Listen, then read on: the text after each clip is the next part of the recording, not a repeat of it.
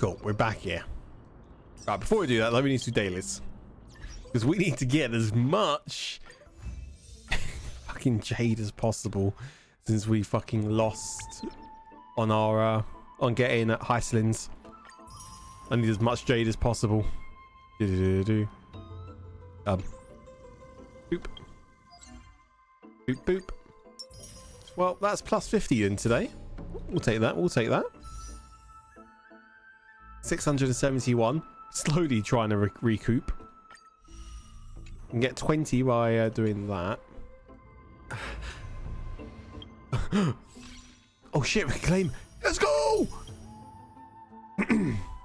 That's plus 3. But it gives a lot as well. It does. It does. I won't lie. We'll just have to do one stream dedicated, just letting the book talk. Right, okay, let's continue. Investigate the remains of the Black Tide spawned monster. Spooky ghost. 2D image. 2D plane.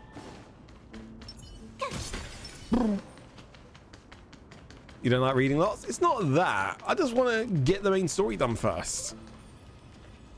Okay, we're back here. Lots of death, pain, destruction. I'm actually someone, again, I'm someone who actually really enjoys getting into the lore. I think just mainly when it comes just down to the streams, I'm trying to keep it interesting, stuff like that. Plus, it's like, I'm quite invested right now. I need to see the next part of the story.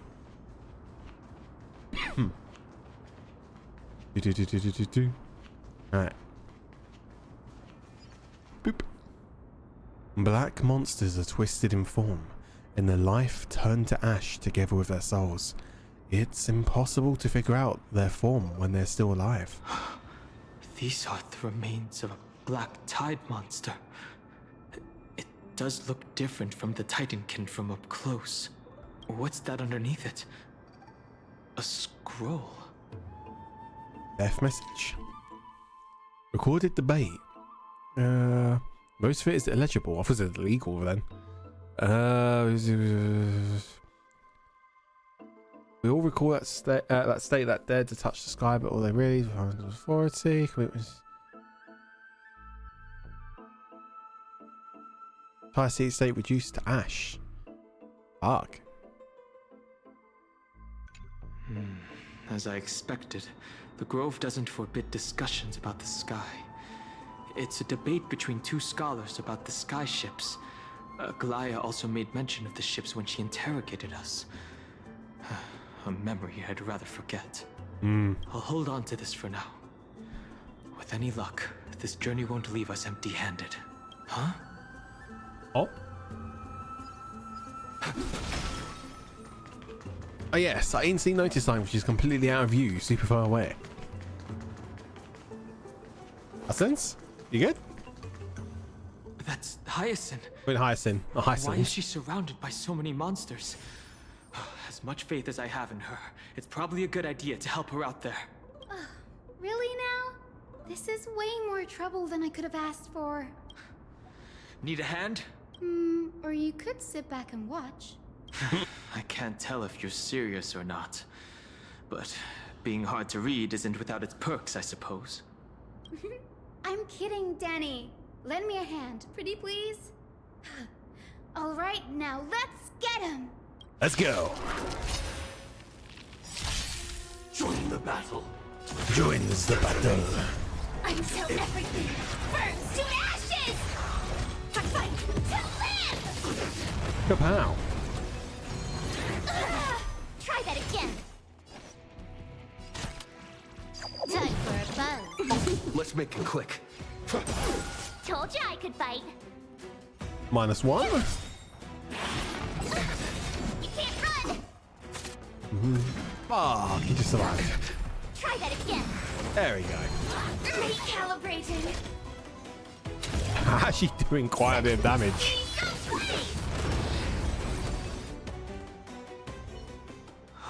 This place is practically in ruins. What happened? There shouldn't be this many monsters here. tide is remarkably quick to detect the light of Amphorius. So or rather, the blessings of the Sky Priest in me, might have unknowingly called them to me. Nice one. Anyway, never mind that for now. Here, you might want to have a look at this. I found it around here and thought it might be of interest to you. Oh, another debate. Well, enlightenment was another perspective. The sky is above. I'm fucking mind blown. When we stand on our heads, it's below our feet.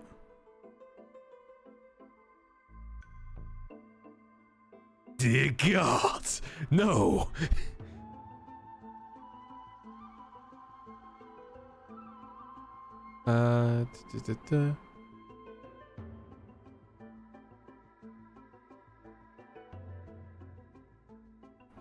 An Axa.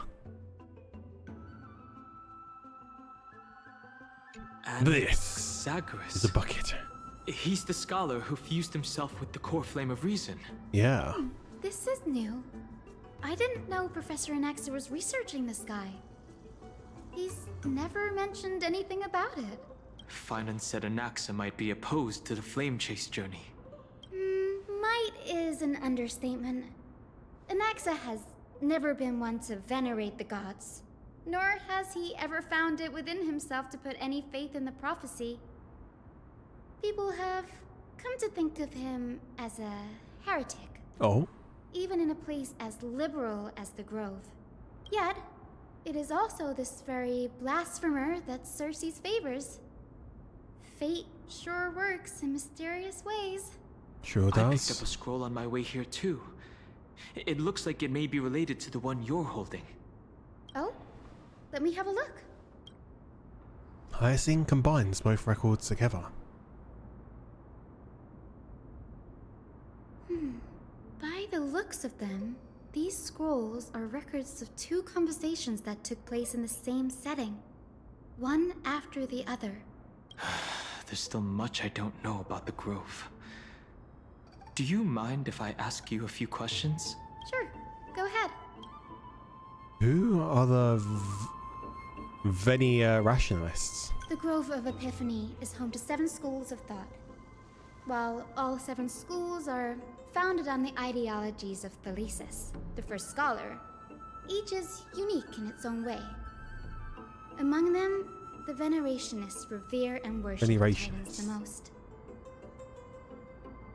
As the sage of the Venerationists, Euthyphro has always been at loggerheads with Anaxa. If we were to place the 7 sages on the scales of Talanton, Anaxa and Euthyphro would be placed on opposite sides to achieve balance. Ah. A very illustrative explanation. Thank you.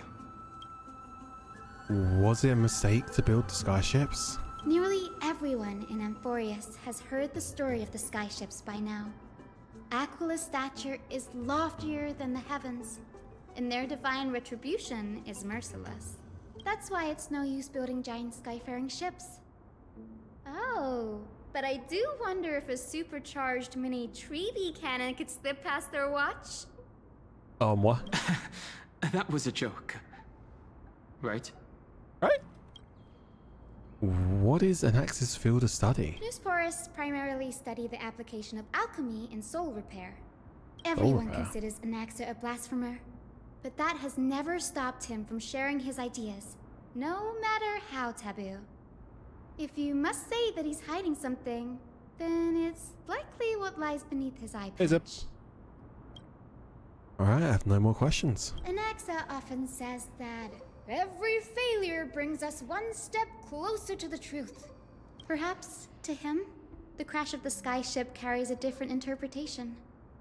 The firmament is not impenetrable.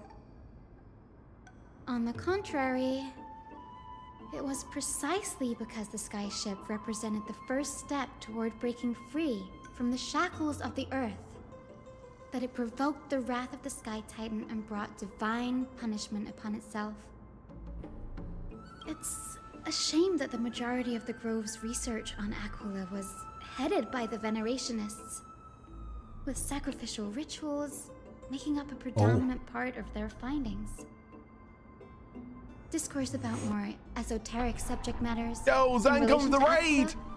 Yo, thanks so much for the raid, man. Appreciate it. Welcome, everybody.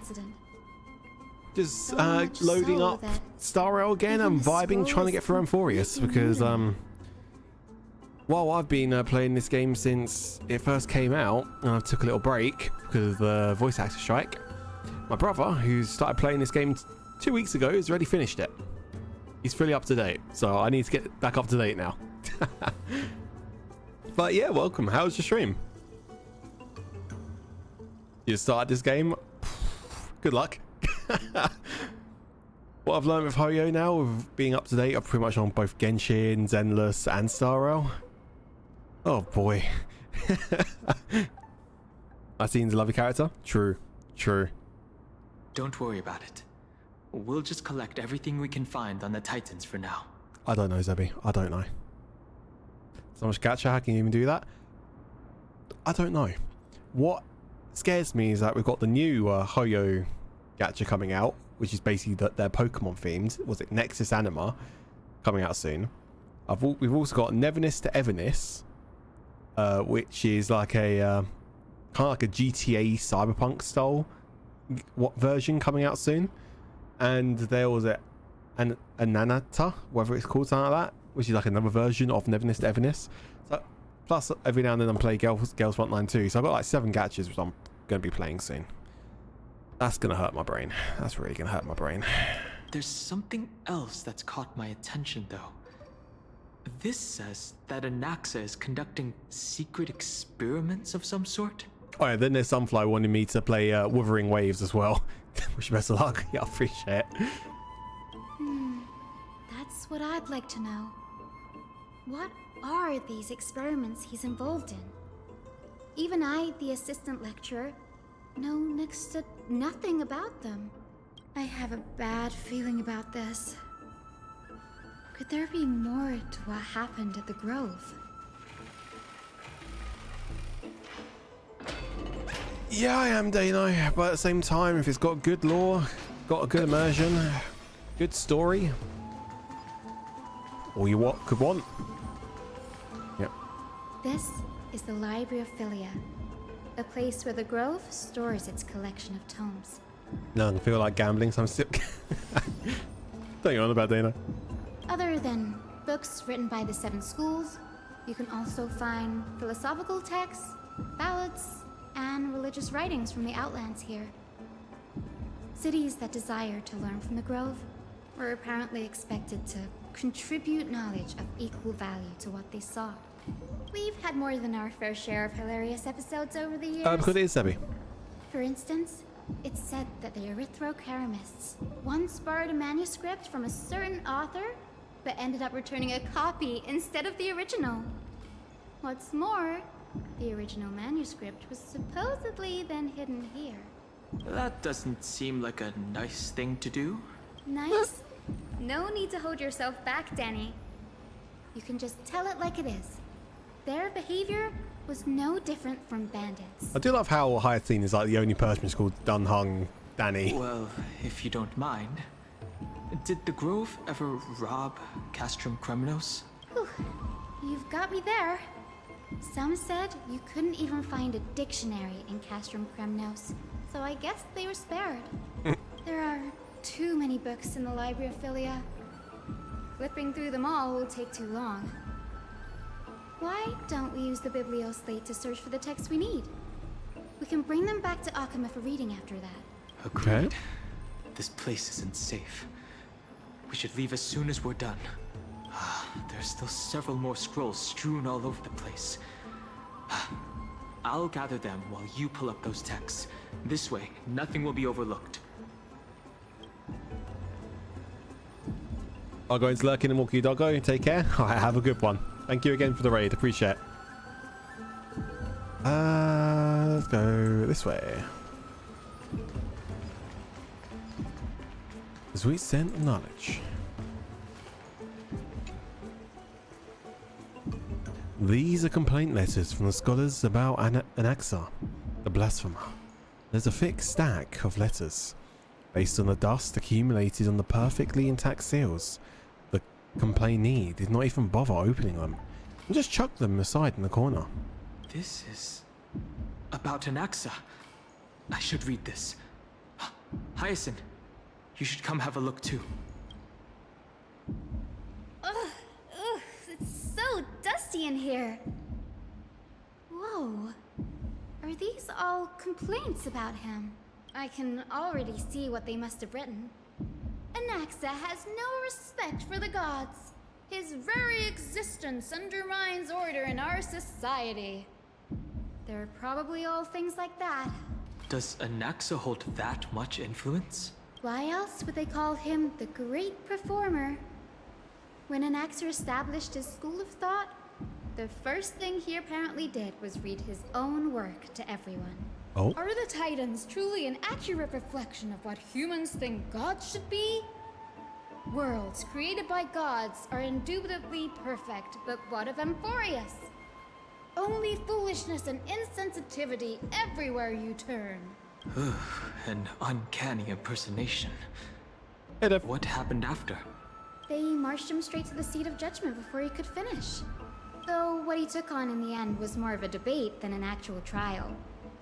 He had to address every one of the scholar's allegations, or face expulsion from the Grove.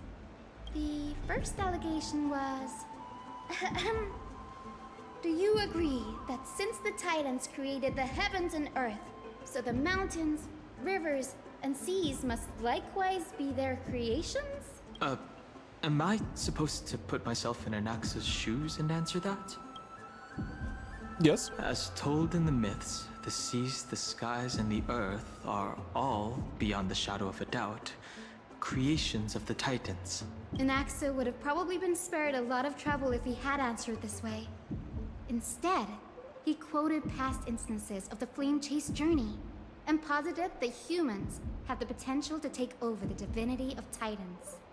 Needless to say, his critics didn't take kindly to his answer, so they followed up with a second allegation. You claim to be studying souls, yet you are, in fact, defiling them and committing acts condemned by the gods. Do you admit it? That's a serious allegation. Did he really do that? Anaxa always wears an eye patch, never removing it, even when alone. Some say he used one of his eyes as an alchemical ingredient. Which we can confirm from last stream. Every being in the world owes their safekeeping to Kifili, and this is even more so for the Chrysos heirs who have divine blood coursing through them. If he has really done something of that nature, then it'd indeed be sacrilegious.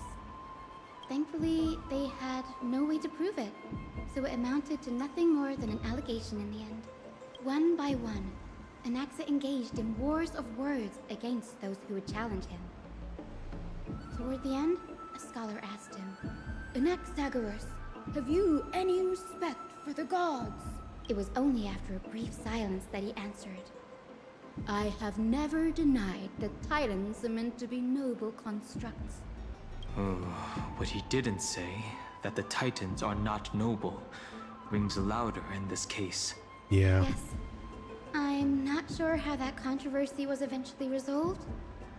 But what's for certain, at least, is that Anaxa was allowed to stay in the Grove where he continued his research, despite being regarded as a heretic. That's By surprising. the way, this stack of complaint letters has reminded me of a place in the Grove. We may find clues there that aren't on the teleslate. I'm talking about Anaxa's alchemy lab, hidden between the cornerstones. Well, that's definitely a place you should Given the go. Grove's meticulous approach to archiving, could there really be such an oversight right under their noses? It's a well-kept secret. Among the 7 sages, excluding the nominal chief sage, each has a private sanctuary where they can conduct research undisturbed in their free time. Even the administrators of the Library of Philia are restricted from accessing those places and documenting the sage's research. Love watching me play Star Rail, also playing Zenless. May, I am so fucking... I so badly want to play the new Zenless chapter right now. But at the same time, it's like, I still got all the memories fresh in my brain right now, but I've just started Star Rail, so I'm like, do I quickly swap back over to Zenless right now while I still have it, while I still remember it all? Or do I finish Star Rail and then go back to Zenless? I don't know.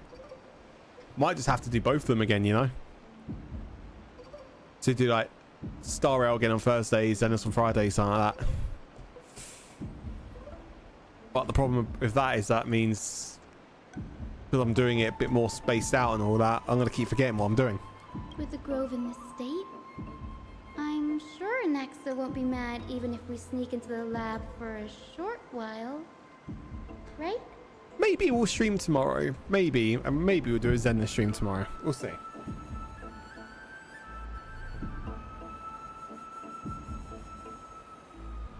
These trees, they're like a maze. Yes, it all depends of how long chapter 3 is. Time-wise.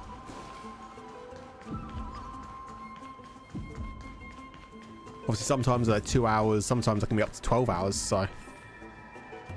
Cool, I will.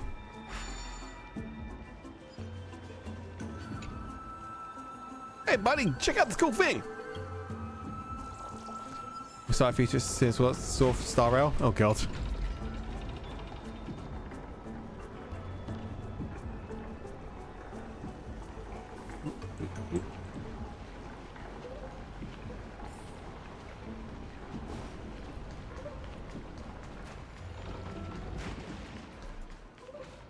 Back here again. True, Dev. True. This is the place, but where is everything? Materials for alchemical experiments, matrix diagrams, and even the seal to the lab. They're all gone. Did the Black Tide destroy it all? Or did an Naxa come over and get rid of all the evidence? No wonder we didn't see any defense mechanisms along the way. Have you ever been here before? No, not even close. Not only are alchemy experiments high-risk activities, but Professor Anaxa also has a penchant for using bizarre materials. Students often saw him walk in looking bright as rain, but come out covered in soot with his hair singed. Naturally, no one dared to come near this place. He's a Doofenshmirtz. Huh? That bookshelf over there seems to be the only thing still intact. Oh, there's a little scroll there. These are the materials requested by Naxa. Documents from various fields have been compiled in one place, including Titan's creations, the universality of the soul, alchemy doctrine, and so on. Most of the materials look to be within the research domain of the Nausporist school of thought. However, the document titled A Study of the Chrysosaurs background is mixed within. Hastily written journal. Holy Maiden, Tribi, Trian, rest in peace Trian, and Trinon, descends of the Holy Maiden, Aglaya, the Prince of Castrum Kremnos, Hyacine of the Twilight Courtyard. All of their ancestries have various degrees of connection to the Divine Titans. Does the golden blood come from the heritage of priest families or royal bloodness? So there's no connection to Kefali, the creator. What criteria do they use to create the golden bloods? Castorice, servant of death from Adonia. Her lineage is neither titan nor demigod, but she has walked the path of at least a millennium. Dragon legends. Extraction of souls ripped from a dragon corpse. Oh. Dragons appear to be the Titan's creations, perhaps the way to reverse the process. Oh. What's going on? Anaxa is conducting research on our friends in Alchema and... me? This journal contains several intriguing points. The question is, how long ago was this written? The creation of Titans. From the Abyss of Fate to Castrum Kremnos, I've seen many a Titan creation during my time in Amphorius. Life forms created by Circes can also be found in the Grove. But fusing them with human souls through alchemical means? can't even begin to imagine. The Chrysos says. Anaxa seems to hold special interest in the divinity coursing through the Chrysos heir's veins, and has even conducted a thorough investigation into the hero's backgrounds. It wouldn't have been so strange if he had focused only on Cassie, given her own curiosity about her origins. Plus, considering that the new sporists have crafted omnipotent medicines capable of curing diseases, it also makes sense that he would conduct research on immortal Chrysos heirs. But now, it seems Anaxa's objective was never to create medicine, but to identify the origin of the golden blood and figure out its inner workings. Anaxa's research. Through alchemy, Anaxa aims to refine the golden blood in the Chrysos heirs to a degree of purity equal to divinity. This must be what he means by close to true purity. But treating both Titan creations and the human body as materials to be used in alchemy experiments? That's rather extreme. Danny, look at this. I have a bad feeling about this. Huh?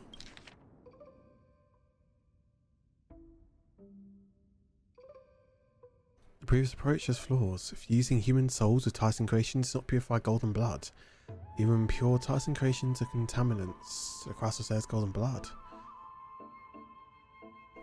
While creation myths tell us that heirs and other creations are made by Titans, their nature differs fundamentally. No intermediate products are closest to the Titans and the creations.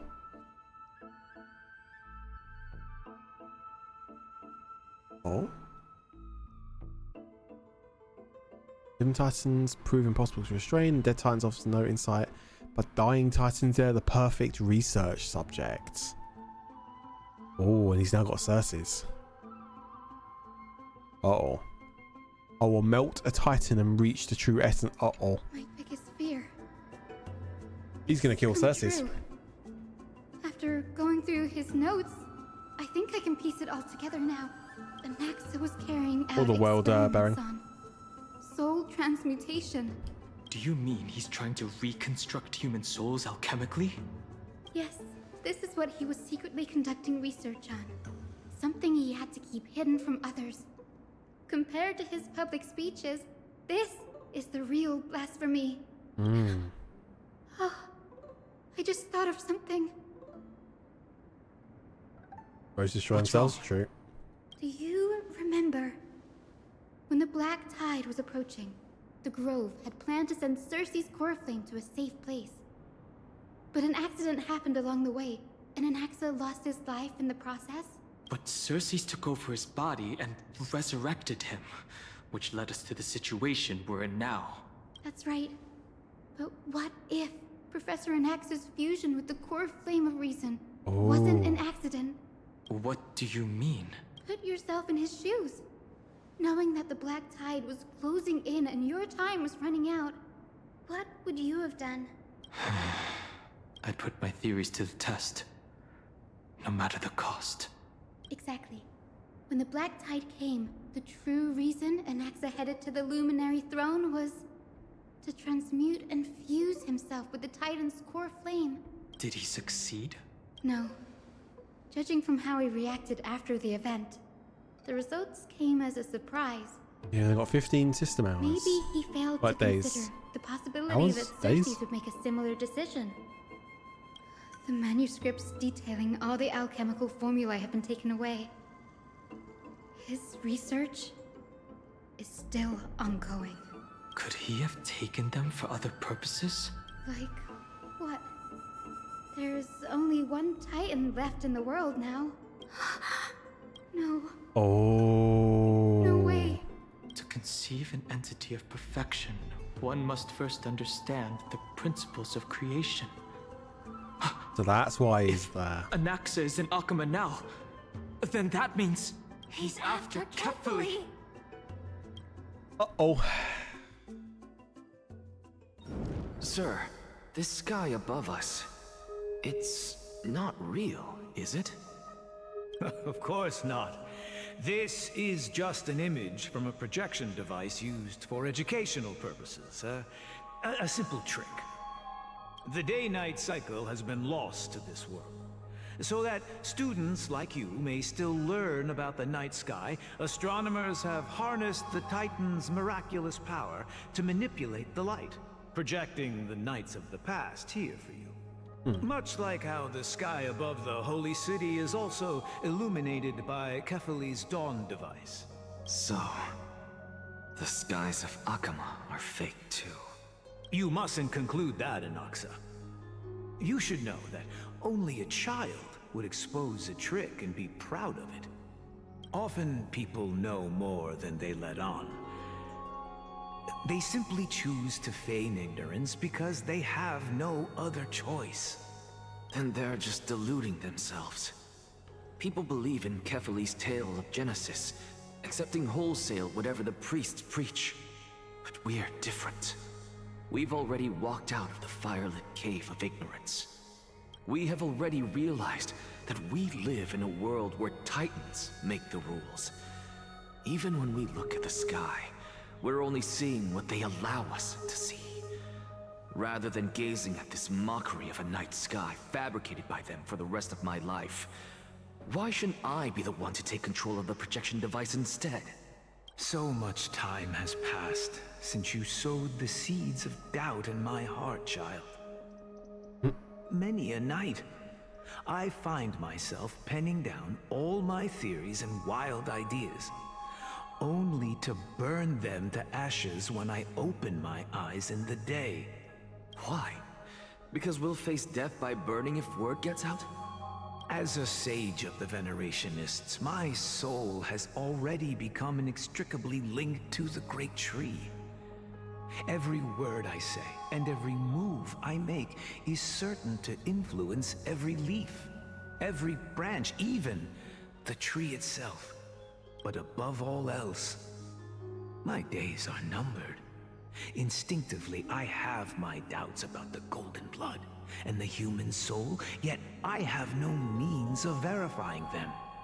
The golden blood in my veins is woefully thin, and I am loath to waste what little time I have left obsessing over a hypothesis that cannot even be proven in the first place. But I can, sir. I can do it for us. The time is right. Give me all that I need, and I shall accomplish this grand feat on your behalf. You're right. I shall do just that. In the next meeting of the sages, I will spare no efforts fighting for the rights you deserve. Go. Establish your own school of thought. Find out what we are. Become the one who conquers the ultimate truths of the world. Child of humanity, you didn't go to such lengths for an audience with Kefali. Just ask him a few questions, did you? Nope. So, you figured it out. If I were as foolish as a Dromus, perhaps I'd throw myself down and prostrate before their greatness, begging for the gods' prophetic wisdom. Well, sorry to disappoint, but I'm no Dromus. Alas, I am a human, standing tall on 2 feet, possessing both intellect and pride. And then got 50k points, start doing the roles everything needs to do, maybe? Yes, you need to... no, actually no. I'll save that line to someone else. Nah, you're good, mate, you're good. That's weird, you know, it's like... You, Dano, and Fizz all recently redeemed that role. Last time someone redeemed that role was years ago. It's weird that everyone's doing it again. It's great.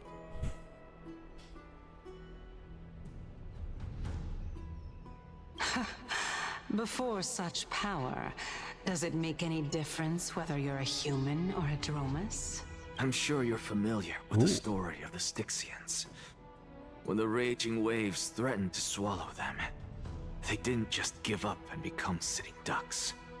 No, They constructed a dam that kept the roaring tide at bay, chaining down the mad Fagusa.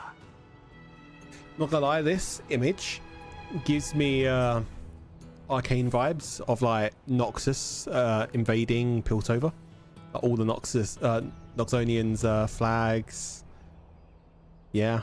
They call me a blasphemer, Circes. But that doesn't mean I deny the existence of gods. It's just... as I see it, Titans are simply a force that mankind has yet to find a way to tame. Oh? If power that rivals the Titans is what you crave, why not conform to the prophecy and brave the trial? Why stop at harnessing the power of the Titans when I can do so much more? The source of life is what I wish to grasp. To understand what makes up the soul, and to learn what we really are. Thanks to you, I've had the chance to personally verify, in more ways than one, that the soul indeed ceases to exist in death. But where there is death, there is life. And where there is an end, there must also be a beginning. How then is a soul born? That was the only unknown variable left in my calculations. And by the sound of it, you have already formed a conjecture. No, I have already drawn a conclusion. In my journey unto death just now, I finally saw the answer with my own eyes. Professor Anaxa, I'm here. Uh-oh. His life hangs by a thread. I must ask you to refrain from taking any unnecessary steps. And what Anaxa said, he will bring Castorice to their side. It's happening. What the fuck? Why? Castorice, fuck off. Of course. I'll bring this to a conclusive end, and give you the answer you so desire. However, in accordance with the principle of equivalent exchange, Oh shit. I must also demand from you what I need. As you wish. Don't you care to know what the price might be? It's a matter of uncovering the truth about the Death Titan and his survival. This may be the only time I can ever save someone's life. There is no need for me to think twice. I see. In that case, let the show begin. Indulge me. Am I correct to say that you intend to prove Thanatos' whereabouts and prove the nature of our existence now? Before I begin, I must confess I had been stuck in a cognitive trap all this time. As unrelated as these two propositions may seem at first glance, they are in fact logical equivalents. They are merely two different ways of telling us about what the soul is at its core. The reason I say this is, as I've mentioned earlier, the answer was hidden in my journey unto death. Professor, you were in the Netherrealm? Yes, I am but a living dead man now, but that's not important. What truly matters is, I overheard a conversation between heroes. That's not all. Oh, the Seven Sages. Remember how I said you were a part of that conversation too, Circes? And I've told you that I have no recollection of such an event. That was likely just an illusion conjured up by the mind of a dying man. Of course you would remember, because that wasn't you. That was Calypso, one of the 7 sages of the Grove. Calypso? Oh, that's the name I made up on a whim when speaking to this girl. How do you know of it? And surely you jest. Don't She's the you think reincarnation. I, of all people, would know if that were the name of one of the 7 sages under the shade of my tree? Don't you claim to know the Grove's past like the back of your hand? It seems you've lost even the memories seared into your soul. Use your head, Circes. Since all of this took place in the realm of the dead, It stands to reason their likenesses are of souls from the past. The living cannot step foot into that world. So who could they be? Think about Calypso. Why does she share your likeness? Yet you have no idea who she is. The answer is evident, is it not? Those fallen heroes are the mortal incarnations of the Titans before their ascensions to godhood. The gods aren't master creators born out of thin air, and they are no different from humans, because they all evolved from one. Does this answer disappoint you? Yes, because you've answered nothing. If I truly was once human, as you claim, then where do the children of humanity come from? Even on the off chance that you speak the truth, this brings us no closer to grasping Thanatos' whereabouts. How are we to find them? I knew you would say that, but it matters not. I know what I'm doing. Actually, why don't we have this supreme being standing before us tell us everything? You can revive a Titan? Humans cannot return from the dead. Neither can gods. But all we need to do is look at this from a different perspective, and the problem will resolve itself. The solution is simple. Just like what you did to me. If I'm reborn as Kefali, I can rebuild the world and all within it as they once did. Simple, is it not? In the meantime... I have news from Hyacinth and Dunhung. Anaxa might be trying to do something with Kefali's divine body. Kefali? But what could Anaxa want? Is the Council of Elders going to sit around and let such a sacrilegious act unfold? Of course they will. That is not possible. He is indeed the great performer, capable of fooling anyone and everyone with his tricks. I'm sorry. No need for guilt, for this is good news to us. The Council of Elders has found themselves a traitorous ally. Anaxa's ambitious desires will be something we can exploit. What we should be doing now is to keep our eyes peeled for whichever trickery Kindness is up to, and react accordingly to thwart her plans. Being Akima's political center, the Demigod Council holds just as much significance as the Vortex of Genesis. Someday, after my duty is over, this site will take the place of the battlefield where you hunt gods. Become the next challenge you ought to overcome. Till then, it's best to get used to this place as soon as possible. We'll be waiting here for your good news.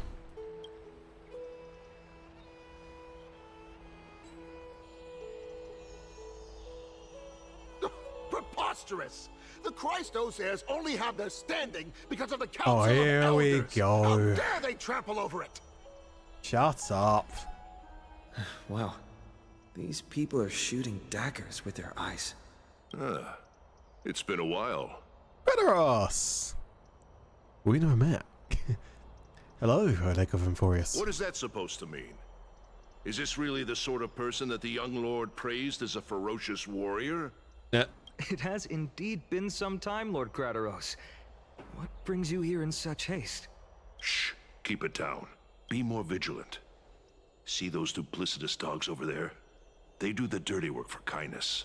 I've already ordered my people to hold them back, but we should still lay low. Unless you're itching for a bloody fight to get a workout in. Yeah, I'm down. My bad. So, did something happen? Did you hear thunderclaps last night?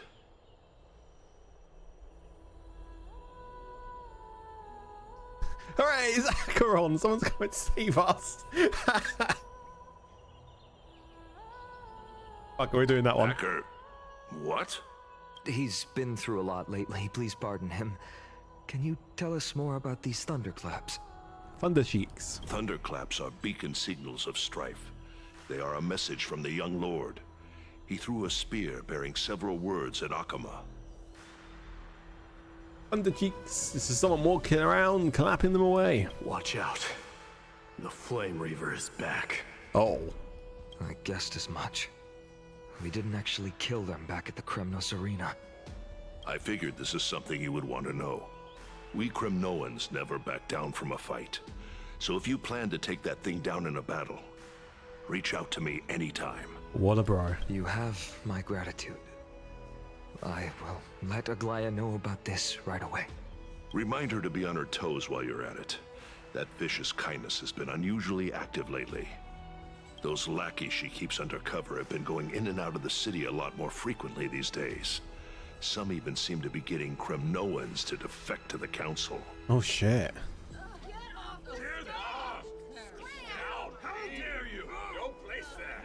Oh? That's... Looks like you can see it for yourself. We should get back. Thank you for the intel, Lord Krateros.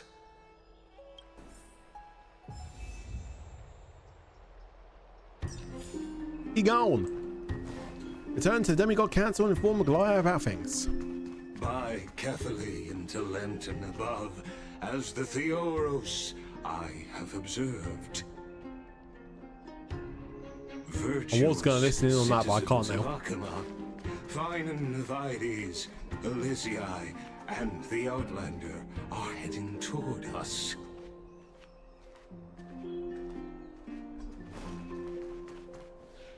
Aglaya, what happened here? I know about the poisonous fangs of that king snake through the golden threads. In the past, I would be confident about keeping her in check, but I admit I am now unable to do so. What do you mean? It is no longer about eloquence or arguments. I have been a demigod for far too long that I hardly have any humanity left. Before I realized it, I have become no different from these hypocrites, no longer capable of relating to the people. This has come a lot sooner than I expected. But perhaps it is time. I need you to step up, Finan, in order for me to retreat behind the scenes. Oh, retreat? Yes, this is my duty, but... It is far easier for the Council of Elders to fool many than just fool one person. Their so-called more support is no more than a ruse to distribute power using words instead of lances. There is no glory in winning this debate. But that makes having respect for humans so much more priceless. Finan, you are a Chrysos heir without flaw, capable of relating deeply with humans. I appreciate what you've taught me, Aglaya. I hope we'll live up to your expectations and win this debate. Oh boy, we're doing this again. Oh, you've done well, Lord Calictus. Let me take over and personally close this debate for today. Dearest counselors, let it be known that I sorely miss the blissful times portrayed in lyrical poems. Back then, Amphorius was home to nearly 1,000 cities, each with their own local faith, while gods walked the earth and shared close bonds with humans. Yet, in the present, people from all over are forced to leave their homeland to seek refuge in the holy city, where they hope to rest under Kefali's protection. All of us have long been in the same boat, with no way out of this plight. We didn't have a choice in the past, but now, the Council of Elders brings to the table a new possibility. All I have left is one question for you. Would you rather strive toward the unheard of Era Nova, or return to the prosperous Era Chrysia of our past? Make your choice. Now, which of the two would lead mortals to an ideal future?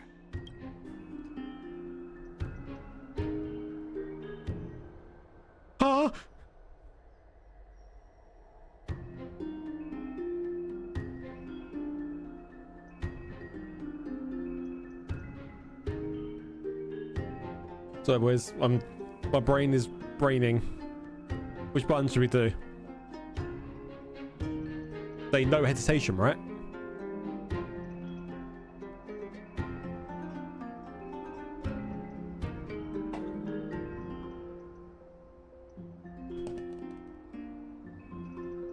I wasn't expecting to have a multiple choice question here. No hesitation! Era Nova is a path of salvation the gods promised.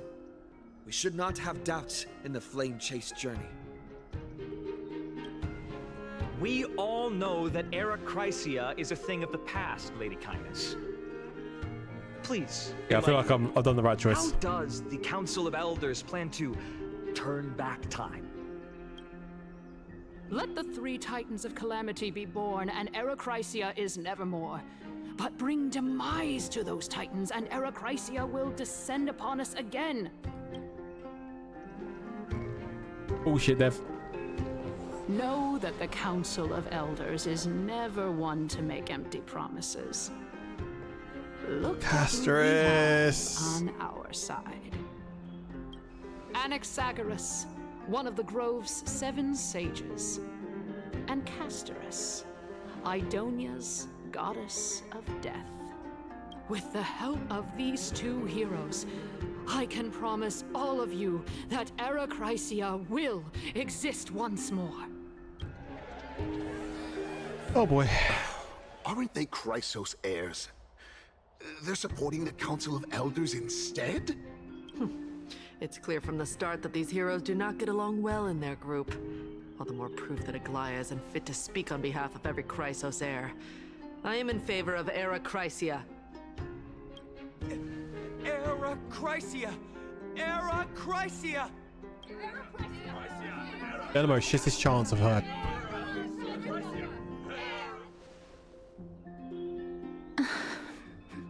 Castorice, why? Castorice? Why are you standing over there? You finally arrived, Naxa. So have you, Cass. Don't worry, Aglaya. Well, I know that you have many queries. Could you continue to converse like how the citizens normally do? Tell me, dear citizens, if we successfully retrieve and return Thanatos' core flame without anyone passing the Death Titan's trial, what would happen next? The answer is simple. We will have a chance to rid the world of death and bring Amphorius back to an era when all beings live forever. We'll usher in a new future that will be entirely different from the flame chase journey. He's one of the 7 sages. That's impossible. Your proposal is much too idealistic. As long as the Black Tide still exists, how can we go back to the old days? Remember what I previously said? Kefali's core flame is guarded by the secret power of the Council of Elders. Plus, Fagusa's water curtain will be able to block out any external perceptions. Tell me, dear citizens, have any of you ever seen even a glimpse of the threat that this person is talking about anywhere within the walls of this majestic holy city? Isn't that just survivorship bias? If we eliminate death, then there's no need for us to fear that Flame Reaver, right? You know, that's like them saying, it's like, no matter what, you won't die. That's like probably the worst thing. Say if you got captured and tortured, because they could just keep torturing you and you wouldn't die. Ouch. Citizens, let's loudly sing the blessed Old of hymn. agony. Oh, Life of agony. beautiful old world, where are you now? Oh, legendary Era Chrysia, return to the mortal realm. It's like, get to old age to the point you can't walk, you can't do anything. You're just paralyzed, just there.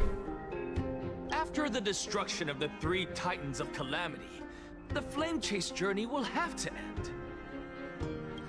Era Chrysia! This is bad. The masses are now totally riled up. Anaxa, pray tell. Everything that you've mentioned hinges on the premise that we can find Thanatos' existence, right? Thank you, Lady Aglaya, for still caring about this city. However, dear citizens, we are truly fortunate and blessed. For Castorice, Idonia's goddess of death, will surely find Thanatos under my guidance. Oh, your guidance. Okay, fucking full of yourself. What? With that, I solemnly promise that the core flame Lady Castorice brings back will be personally managed by the Council of Elders. Thereafter, if we are able to garner the support of all of you at the Citizens' Assembly, we shall spare no effort in ensuring that the Era Chrysia will return to our world once again.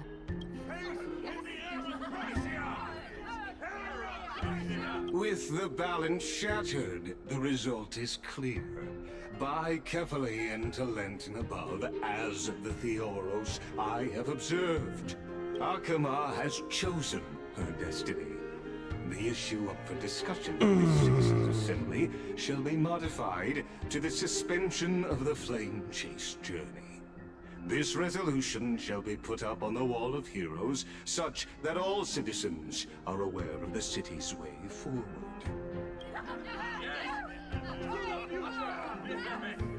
Aglaya, dear Aglaya, what has caused your heart to soften? You also don't seem to be as quick-witted as before. Wag your tongue as much as you like. Since the Flame Chase journey has been preordained by the prophecy, our failure has never been on the cards. Well then, I guess we'll find out if that's true at the Citizens' Assembly. Lygus announces the conclusion of the debate, and the attendees part ways. Castorice? What's going on?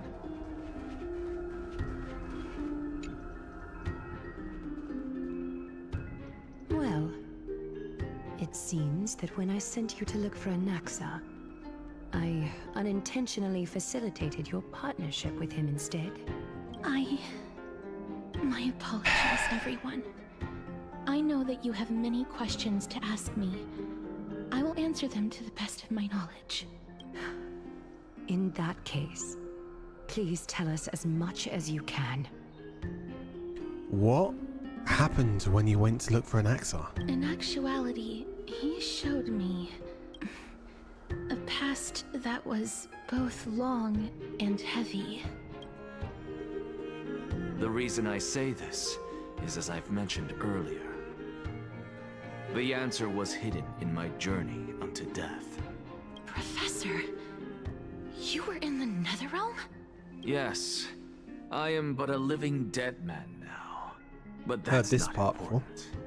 What truly matters is, I overheard a conversation between heroes. Switching to Castorice's POV. Have you heard of this tale before? A tale about the ocean god's treasured pearl, our hometown. It was a seaside town which enjoyed the ocean breeze and glorious, peaceful times, thanks to the wisdom of its ruling queen.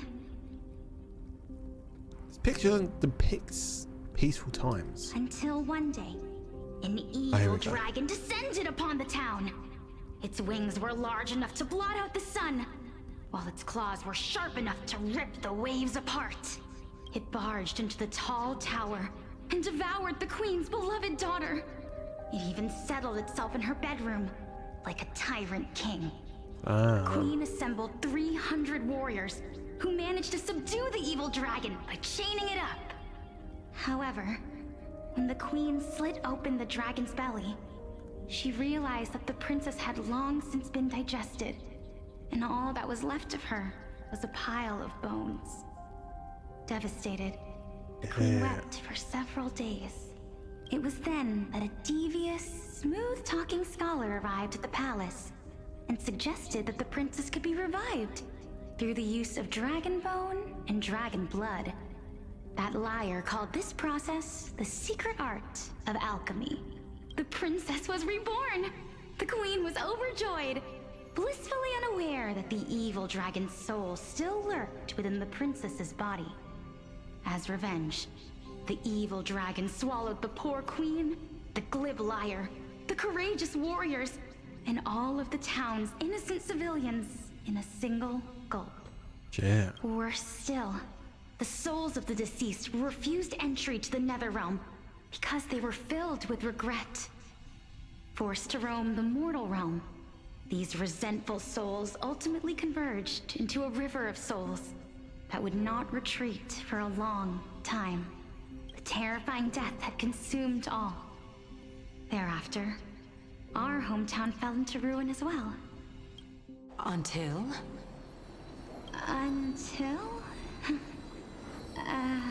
Actually, I don't know what happened next either. Oh my... It seems that you still like to whet people's appetites even after all this time, Pelixia. So, according to your story, this is how I used to look? It's practically a mirror image. And yet, what exactly is this? A miracle that I created with alchemy. As for what it is and how I was able to accomplish it, I'll keep the answers to myself for now. Oh, my goodness. Is this cliffhanger really necessary? Quiet, Titan. Continue to enjoy this splendid play, and the truth will naturally reveal itself. Dragon, huh? I've heard this legend before. In that case, what do you think of it? I think that this so-called alchemy was a tenuous analogy added to the story by future generations. After all, you've never heard of a tradition of alchemy in your hometown before, have you? Indeed. Before I left home to pursue my education, I never even knew that anybody was looking into this area of study. Therefore, we can just treat this tale as a fable told to young children. A fable, you say? If so, what happened to her moral eye? is it trying to impart to the kids? I guess it might be the concept of equivalent exchange? Oh? I thought the moral might be closer to something like honor the dead. Unlike Calypso's literally a mirror image, while Elixia's not. At a loss for words? No, I merely realized that we're both thinking of the same principle. If life is priceless, then there is hardly anything else in this world that is of equal weight to it, right? Indeed. As expected of the wisest scholar in the land. You flatter me. Why don't I ask you a question as well, as a form of equivalent exchange? Of course. What is your question? If I imparted my knowledge of the art of alchemy to you, would you use it to resurrect someone you loved? What? What kind of strange question is this? I got it. You're just trying to get me to tell you whether I like anyone, right? Let's just leave it at that. That was rude of me. Yes, I would. Oh? Death is inevitable. In the days to come, I'm certain that someone whom I cherish deeply will leave me for good. If such a mighty power really existed, I think I would use it without hesitation. After all, you, me, and the rest will all have to face that fateful moment eventually.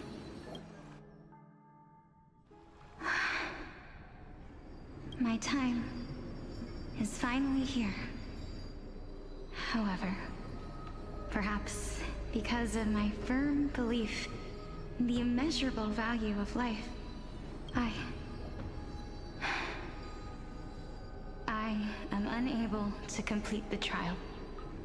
Oh? You shall wither, and through that, the dead will sprout again from the remains, and be reborn with the dead flame. It is a pity that fate is such a cruel mistress. Is there no other way of interpreting those words? I'm afraid that the meaning is clear. Between my sister and me, one must pay the price. Shit. Our trial can only be completed when the one chosen sacrifices her life. This is technically Castorice's past carnation's sister, maybe. I'm afraid that the prophecy might even have selected a pair of twins for this exact purpose. Fortune makes fools of us all. My sister is prepared to sacrifice herself. And yet, I can't do the same. How absurd. My time is almost up, but I'm still afraid to welcome death. Shit, look here as well, look. 1, 2, 3, 4. They got all of them apart from death. Shit. What should we do? If I'm ultimately not able to make up my mind...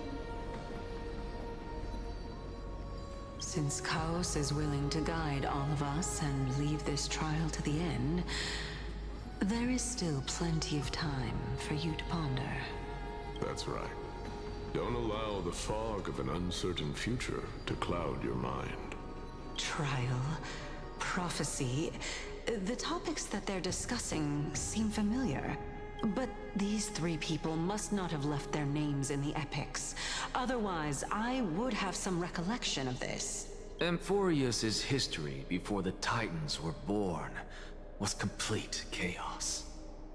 Is that not strange by itself? I have long held 3 hypotheses about this. However, let's continue watching for now. Okay. Calypso, Polixia, and this warrior... I seem to have met him somewhere before. Regarding this matter, Nias, are you confident that you'll complete your trial? Of course. Though, I am worried about what will happen once I've emerged victorious.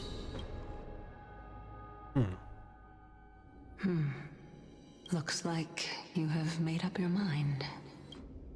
Yes. This is the safest course of action. Completely separating courage, honor, tenacity, sacrifice, and reason. You really know how to make things difficult.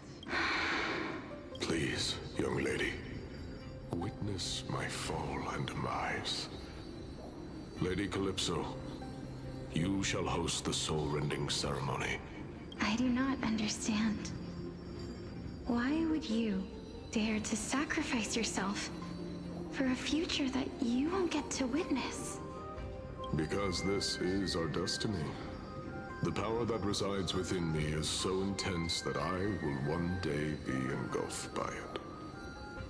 Furthermore, a valorous death before glorious return has always been the path I chose to walk. A journey I began long ago. If your sister or Chaos were in my position, I believe they would make the same choice as well.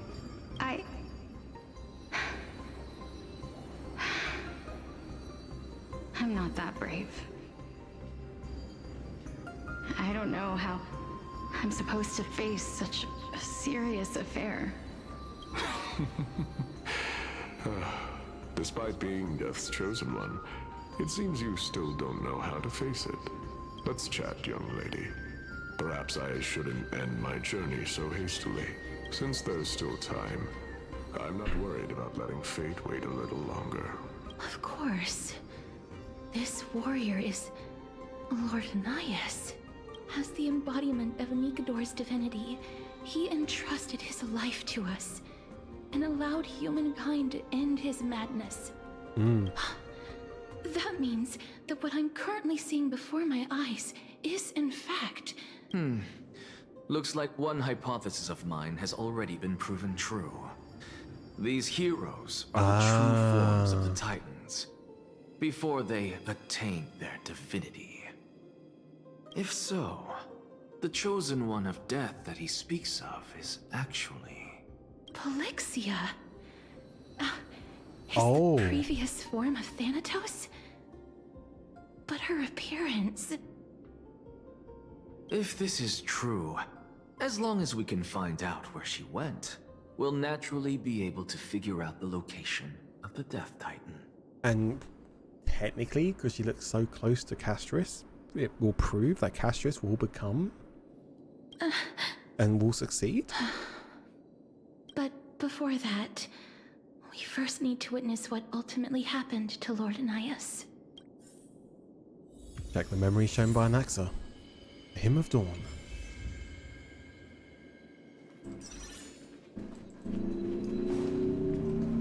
From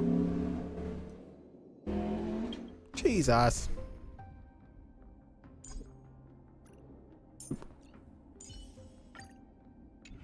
Let's do make it lore accurate. There we go. Honor, courage, tenacity, sacrifice. And finally, the only thing that remains is reason. Cheer up, young lady. There is no need to shed tears over a glorious death. All farewells in this world are sorrowful, Lord Anaias. No, young lady. As a warrior, I have witnessed too many bitter deaths. But now, all I feel is peace. I did not know until this moment that mortals could live their lives in such a way. Although only a sliver of your soul remains, you remain so optimistic.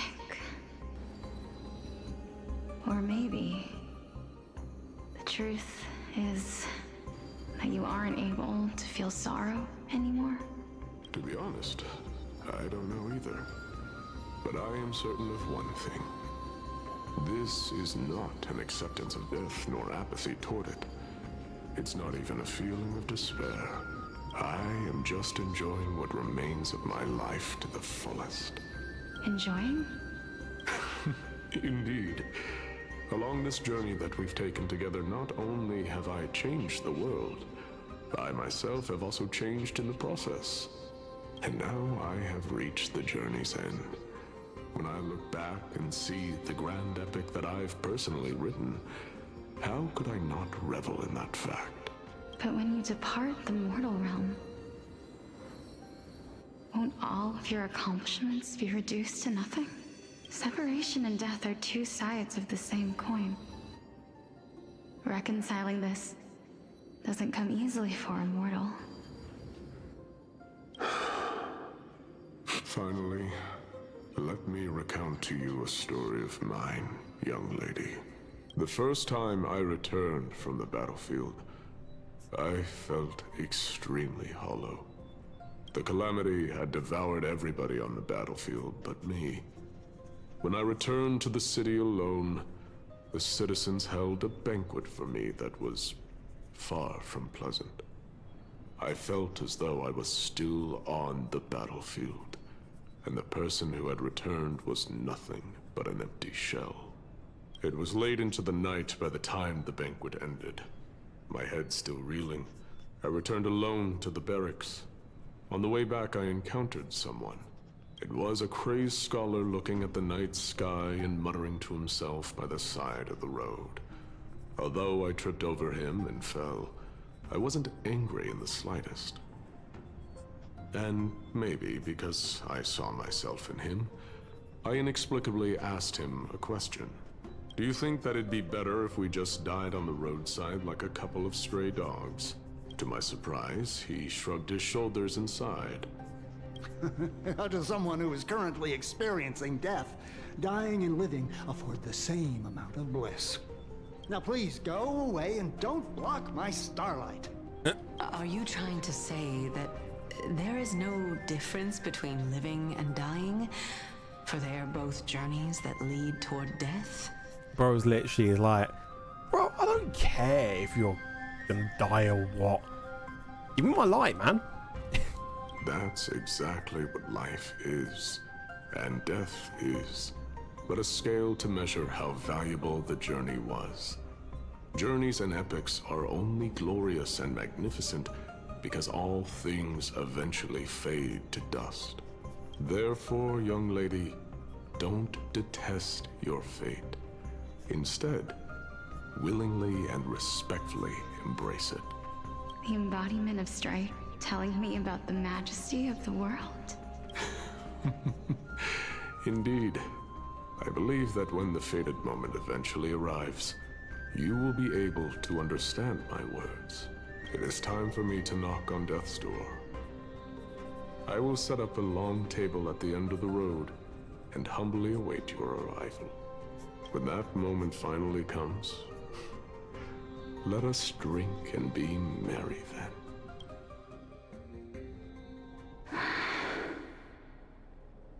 I knew this day would eventually come.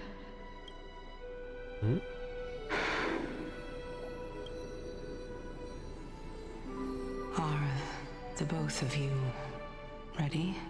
Mm-hmm. Polixia. I'm here. I was right. I thought the sister of Polixia was a Castorice in the former incantation. What? This... This is quite interesting indeed. Is this... Polixia's sister? Is it... me? Now, it's time for us to fulfill our promises. Are you afraid? What are you afraid of? That I won't be able to do it. You shall wither, and through that, the dead will sprout again from the remains, and be reborn with the dead flame. As foretold in the prophecy, and according to our vows, once it all ends, we must face our fated moment head-on. Even if it was prophesized, do we have no say in the matter? It's so unfair. Why are we the only ones who are forced into mutual destruction? Let me do it, sister. Let me be death's sacrifice. I was never long for this world anyway. But you're different. I was the one who wasted your life after all. Oh? You're wrong, Polixia. I don't think that my life was wasted. Just the opposite. When I finally arrived at this destination and looked back at the journey I took, I discovered that flowers had long since bloomed along the path I walked. It was you who sowed the seeds for this sea of flowers, one that is more beautiful than the promised land at the end of the world. Besides, I have lived a fulfilling life. Even though I was fated for sacrifice, none of the things that I've experienced will dissipate. Instead, they'll forever live on as memories inside your head. Will they not? How could my memories of you ever compare to the actual you? Well then, tell me, what exactly are we?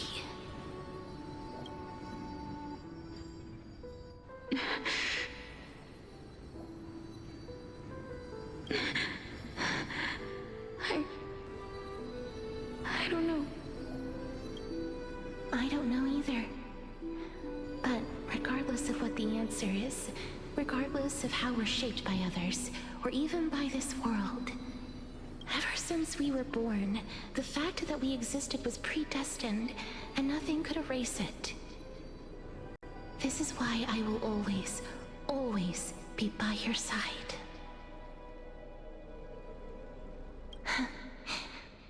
We're twins, after all.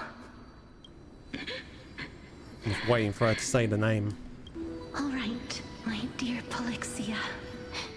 Will we ever get to know the name? To extract my heart and light the flame of death. After that, use it to plant the first bud in the prophesied new world.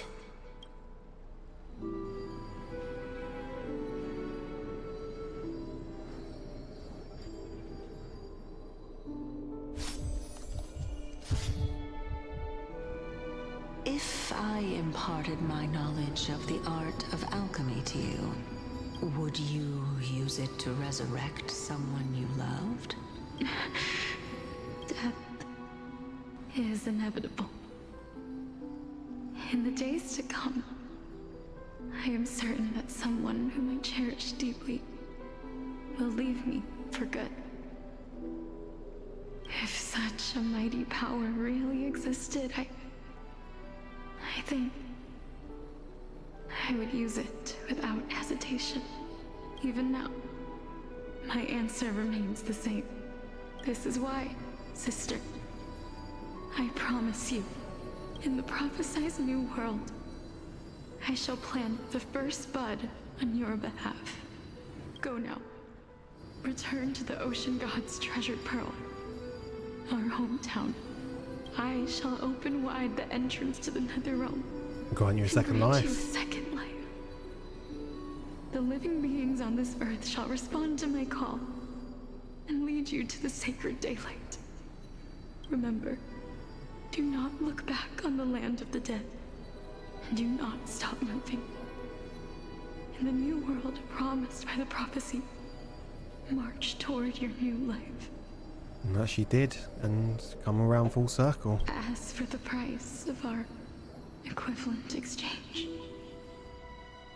let me be the one to pay it. Everybody, we've come to the end.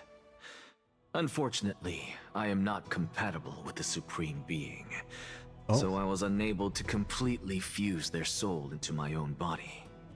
However, being able to glean all this from them is exciting enough. I'm certain of this now. Before the Titans that we are well acquainted with were born, a group of heroes roamed the land. These heroes followed a prophecy and took possession of divine authorities one by one, until they eventually became the pantheon of the new world. Pantheon? League of Legends? Just like the flame chase journey of today, Amphorius's history is cyclical in nature. What a startling revelation. This means that the demigods, who bear the core flames, will also become the new Titans at the world's end, thereby shaping a new world? I believe that this is the truth behind the Era Nova, as mentioned in the prophecy. This is utterly unbelievable. Besides, those twins in the past, even if they really are Thanatos, their whereabouts are still unknown even today. Are their whereabouts truly unknown? Didn't Polixia mention that seaside town, the birthplace of alchemy in the tale of the dragon? In our world, there exists a city which perfectly matches that description. Styxia. Where Castorice is from. But the people there worship Vagusa and bear no relation to Thanatos. I've also Or not. never been to that place. I don't as in remember. the time Oh, wait, no, of because Sidonia. Idonia. Why are things... It had I long don't know, my turned brain's into fried. underwater ruins. Take this. This is... The new Sporist masterpiece. The Philosopher's Stone. Oh. It was made by transmuting all of the sage's wisdom into a single entity. with their flesh and blood as its foundation. Remember, I've mentioned before that the art of alchemy is all about conversion, tempering, and ascension. This process also applies to the pursuit of truth. Regardless of how unbelievable this sounds, the truths of the world have been refined from the impurities. Think about the story of the dragon. This stone will lead you to your real hometown, allowing you to reform the door to the Netherrealm and discover Thanatos' fate. You still look as confident in your victory as ever. But what if your conjecture is wrong? Simple. I shall merely admit to the entire world that my experiment was a failure. However, my line of thinking will not fail because I have already planted the seeds of doubt into the hearts of the masses. Actions speak louder than words, Castorice. With the assembly about to begin, don't forget the promise you've made. I've already searched for so long. I'm willing to try one more time. While we converse, his life is also slowly slipping away. But before I leave, I have another question. What exactly did we witness just now? That was the world imprinted in Kefali's soul. If we are to prove its existence, you must take the final step. Go. Do not disappoint me. I understand. Hey, child of humanity. Don't get antsy. I still remember the question you posed to me. As a scholar, I do not wish to offer up ambiguous conclusions. Let's discuss this topic again when she manages to find the evidence. I merely wanted to ask, was that stone transmuted from your heart? If so, rebirth is no longer an option for you. Oh? Why not? When I was a child, I lost someone dear to me. When I was a teenager, I lost my faith. A while back, although you saved my life, I also lost my soul in the process. Now I'm merely forsaking my body. What's the big deal? Why are you always finding ways to die? Isn't it good to be alive? This is but a necessary sacrifice on my path to transform into the purest of them all. Can someone who's dead even claim to be the purest of them all? Furthermore, if your hypothesis is proven correct, does it not just confirm that the myths are true, and thereby invalidate all your theories? No, it's just the opposite. If my hypothesis is correct, it means that I can actually ascend to godhood and reshape this absurd world that you all have created. Turn to my POV. Currently. That's a lot to take in at once. Lady Aglaia, please, let me explain. Go on. You know that the core flame of death has always been the greatest unknown regarding the Era Nova, which is why both you and Kindness desire to gain the power to control that core flame in the approaching Citizens' Assembly. Professor Anaxa has come to a consensus with Kindness. They want to suspend the trial once Thanatos' core flame is reclaimed, hoping thus to eradicate death from this world. If they're successful, then the flame chase journey will cease, and Akama can enjoy everlasting peace. But I know this runs counter to your wishes. So long as we do not usher in Era Nova, the Black Tide will never be eradicated. Even with Lord Mighty on the front line, and the Black Tide not posing an immediate risk, the danger nevertheless remains. Honestly, it's difficult for me to assess the pros and cons in this decision. But someone must bring the core flame before we can begin negotiations over it. The Titan could be very near. I cannot let this chance slip by. Besides, someone has to make this trip to bring back Mr. Soul. Please. Well said.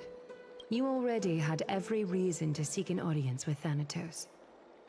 It's that great performer who has weaponized your wishes and placed us in this difficult situation. A world without death. Do you desire that too? If fate dictates that my path must oppose yours, I will do all I can to resist it and protect what I aspire to achieve. Lord Mighty showed me that without taking the first step, all talk of what follows is moot. Castorice, you've changed.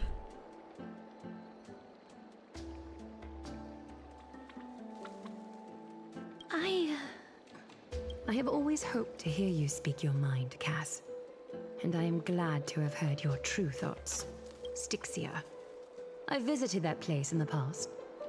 Though it is now an island surrounded by the river of Soul's torrents, it's not hard to see its former splendor. Go. I will not stand in your way. As for you, you are someone who has cheated death. I believe you have more than enough reason to make the trip with Castorice and meet the god of death himself. Castorice, I too look forward to your journey. I wonder what kinds of new interpretations your completed story will bring to the Flame Chase journey. Thank you, Lady Aklaya. I hate to put a damper on this heartwarming moment, but if Styxia is now an island surrounded by the river of Soul's torrents, then how do we find a way in?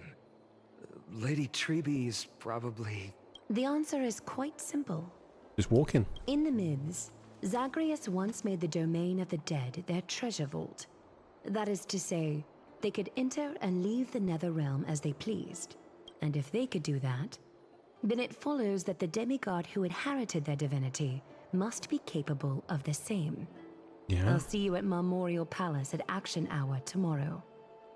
Cypher shall be your guide to finding that ancient city. Oh? The day finally comes to an end. Everyone disperses, each lost in their own thoughts. Dan Hung isn't back. Nameless recollection. Back yet, huh? Happy music again. Brent, is the debate finally over? Did you win?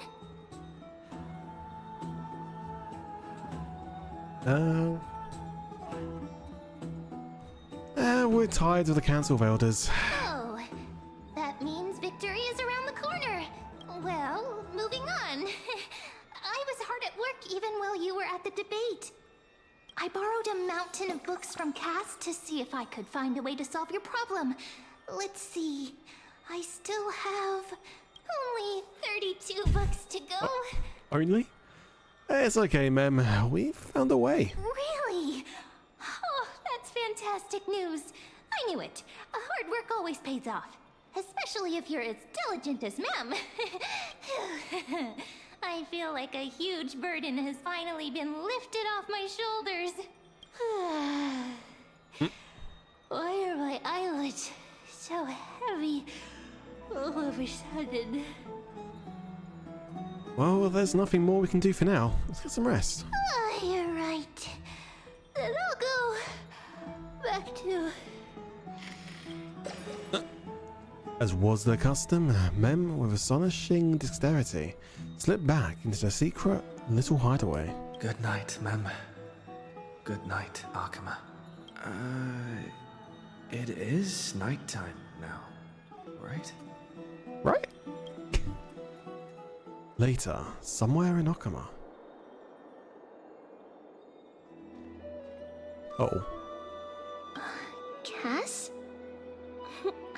What a surprise. Lady Trebe. Is something troubling you? I I just wanted to speak to Lady Trian for a bit before I set off. No matter how breathtakingly beautiful Styxia once was, the place is now the domain of the departed. There is no telling what we'll encounter there. At least not to our knowledge. I don't want not to have in any Okama. Okama is always shining bright. Has anyone told you that your eyes are sparkling today?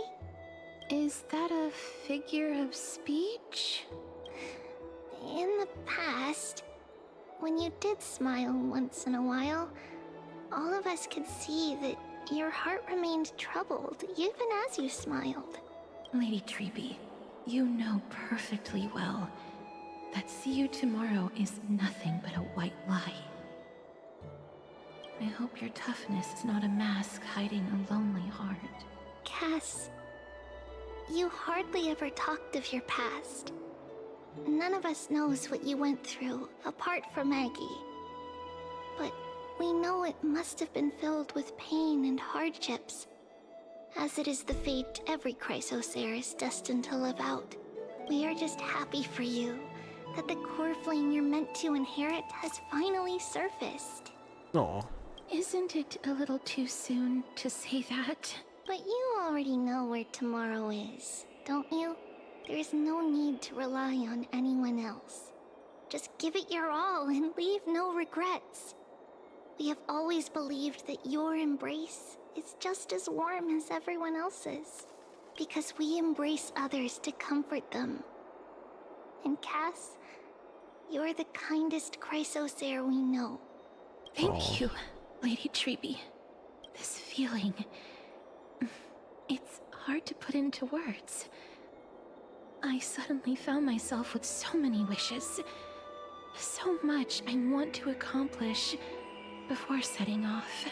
Then go do it, Cass. Trian was actually working on a surprise gift for you. It's a pity she didn't get to finish it. But now Trinan and I are working on it, and we'll make sure to give it to you. So, let's meet back here when you return from Styxia. Safe travels. See you tomorrow! At the same time... I can't sleep. That's a mood. The past 2 nights I've been struggling to sleep. Ah! FBI, open up! Who could it be? It's me. Oh. Yo! I hope I didn't wake you. What the fuck are you trying to say, game? Is it another mission? Huh? No. No. I'm here because of private matters, actually. If it isn't too much to ask, I'd really like it if you could come along with me to retrieve something. Sure, let's go. As expected. Wow. I was sleepy all of a sudden. As expected, manual labor. Aren't you going to ask me what it is? It isn't a long way from here. Shall we? Let's go. I'd love to go in and take a look. Have you heard? Seems like all the rooms are...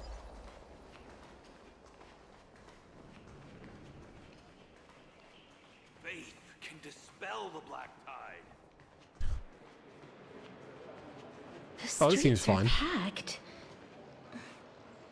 It seems the vote to pause the flame chase journey has begun. Uh-oh.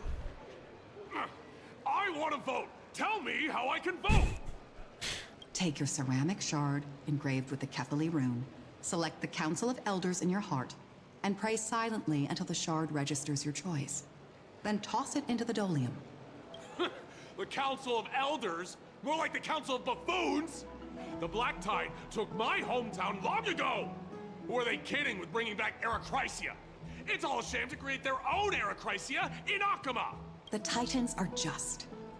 So long as we do not overstep our bounds again, we will not incur divine wrath. Oh, please. The time when these deranged Titans should have vacated their spot to the demigods is long overdue. You'll see soon enough, you old bogey. Oh. And I pray that Talantans smack some sense into you with their scales. We shall see how this turns out.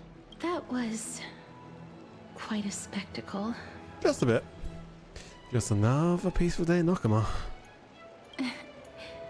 I suppose peaceful is technically correct if no actual violence happened. To this day, I still find it almost unreal that Akama is the only place illuminated by light amidst the crumbling ruins of Amphorius. There goes that. People are even holding votes to reconcile differing opinions. This peaceful sight is making me forget that this is the end times. Well, that's what the flame chase journey is all about. Before coming here, I had lived for many years in Idonia, a city of rime and frost. The people there were devotees of Thanatos, and were well known for their unique burial rites and traditions. Traditions that I played a major role in. Because of the curse on you? Yes. You now know me as the Mortician of Akama, but back in those days, I was Idonia's Maiden of War. Oh. I was trudging across the frosty plains on my own when the Idonians found me. They saw the curse in me as a blessing from Thanatos, and believed that my hands could correct the Eracrisia's mistake and lead them to meet the great god of death. They provided me shelter, but in return, Wanted her to fight the I was wars. expected to grant merciful deaths to war captives, prisoners bound for execution, and heroes alike. For fuck's sake. Isn't that just an executioner? Yes. No matter how kind or cruel the means, nothing can change the essence of death. Taking away someone's life is never worthy of religious worship.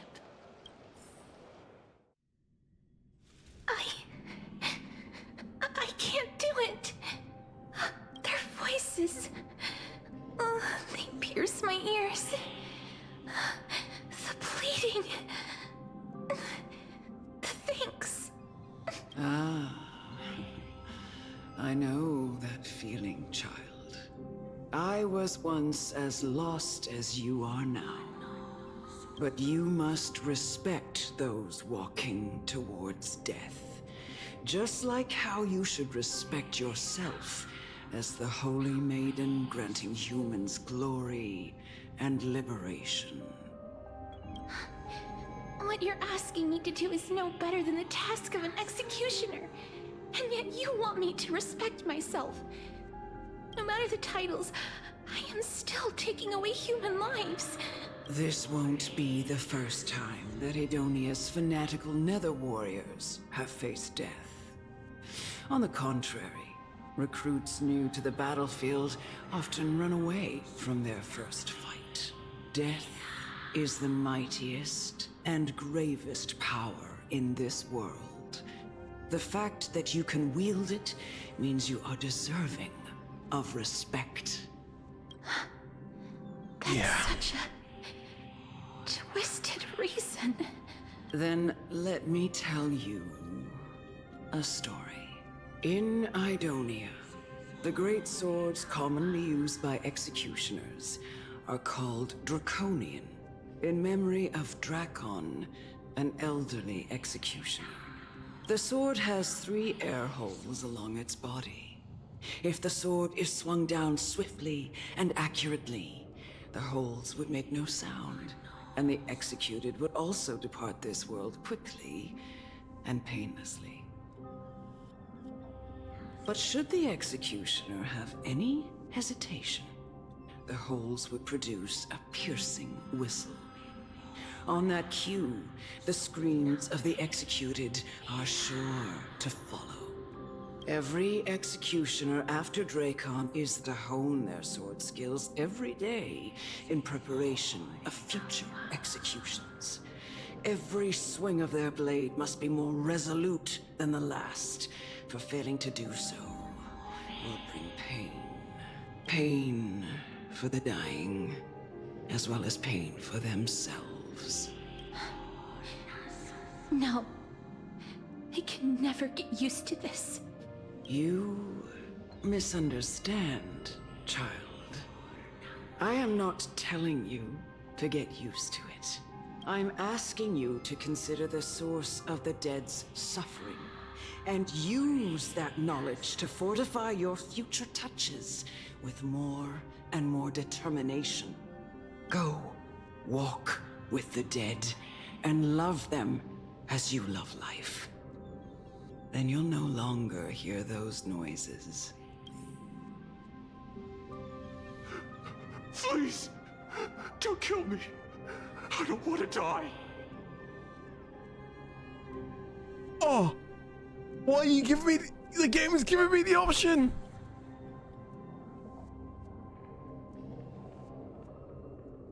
Well, I know everyone in chat's gonna pick number 1 because all you guys want is death, pain, destruction. Chat, I'll let you guys decide. You got 10 seconds.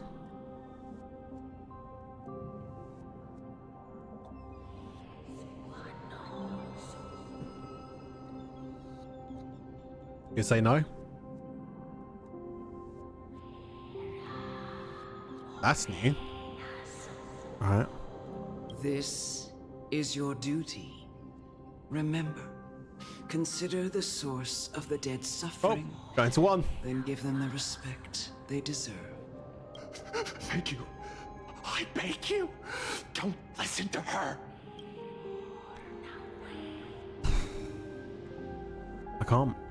If you cannot learn to accept death, then Idonia has no place for you. This is your last chance. Do it. No, please. I don't want to die. Please, I'm begging you. No.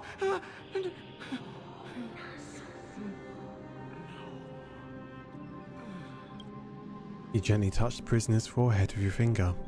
His face is pale. His eyes flicker with fear. And his body trembles uncontrollably. Is it because of fear, anger, and hatred? Or is your so-called merciful touch of death simply a lie? The dark purple mottles spread like petals across the death row inmate's face, then seemed to be submerged by spring water, flooding his body. His trembling ceased, and the cries that once begged for mercy slowly turned into a sigh-like whimper as he murmurs to himself. Quickly, everything falls into a dead silence, turning to pitch-black dew that scatters with the wind. You hear your own heartbeat drown out the sound of heavy breathing. May you gain some insights through his sacrifice. Fuck. Is this all? No. Come with me. This is just No. the beginning of your life as the Maiden of War. You executioner!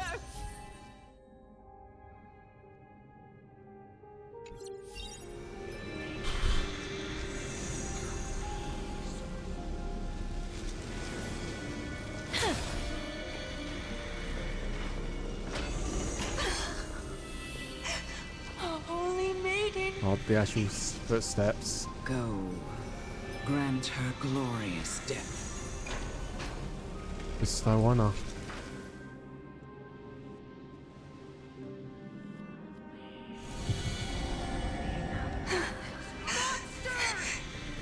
Thank you. Shit. Do it then, executioner. You heard him.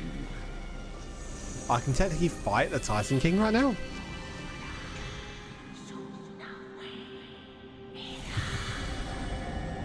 I curse you to live in eternal pain.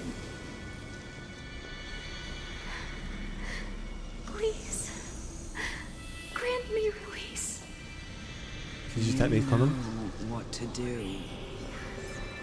Oh, what? E.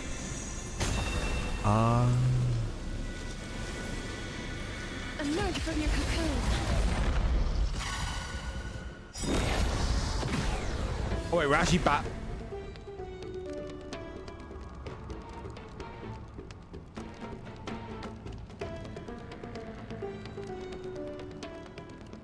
Huh?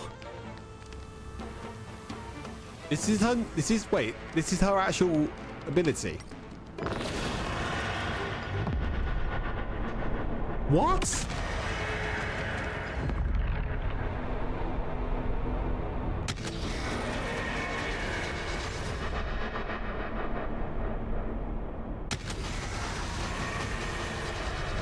I only wish that death may protect us.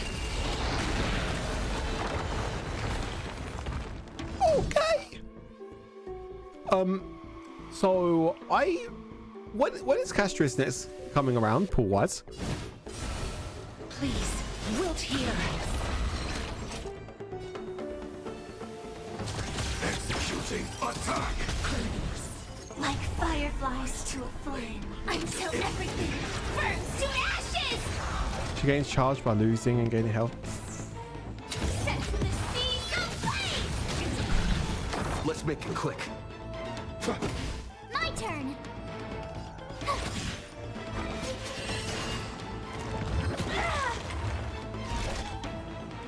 Fight to live! Life is not so fragile. 3.6, and we're currently, what was it, 3.5? This is our chance.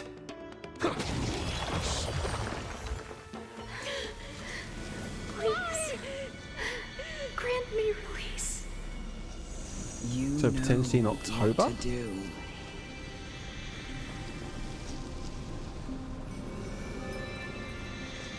You have slumber.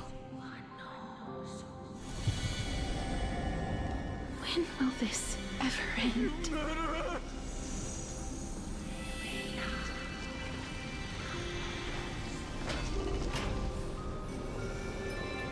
Oh, there's more.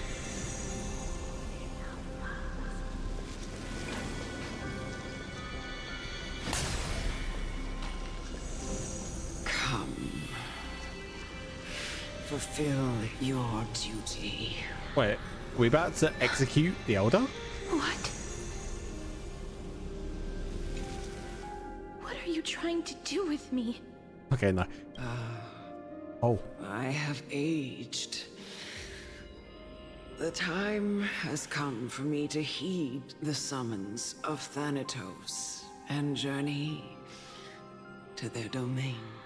Yeah, I know 3.6 is in like beginning of we're in beginning of October, so